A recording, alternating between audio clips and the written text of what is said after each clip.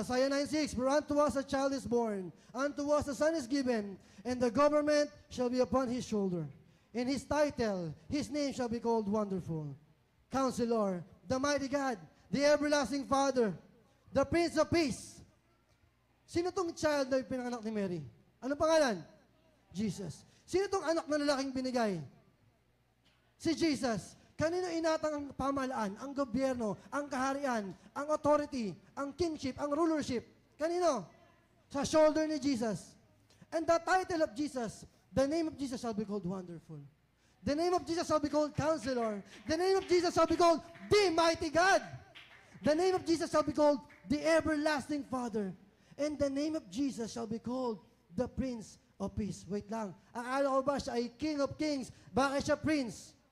Akala ko ba siya ay Son? Bakit siya Father din? Akala ko ba siya ay Diyos? Bakit tao din? Mga kapatid, lahat ng bagay na magkaiba, si Jesus lahat yun. Iba ang una, iba ang huli, hindi pareho yun. Iba ang pasimula, iba ang wakas, magkaiba yun. Pero si Jesus, siya ang first, siya ang last. Siya ang beginning, siya ang ending, siya ang Alpha and Omega, siya ay King, siya ay Prince, siya ay God, siya ay human. Siya ay Son, siya ay Father, siya lahat. Iba ang priest na nag-aalay ng tupa, iba rin ang hayop na tupang inaalay. Iba rin ang templong lugar kung saan inaalay ang tupa.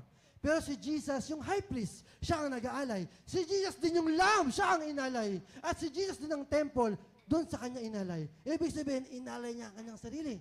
He gave himself. Lahat ng magkaiba, si Jesus yun. Paano nangyari? Dahil sa, sabi natin, incarnation. Sige, tuloy natin palakpak. Huwag natin ihinto.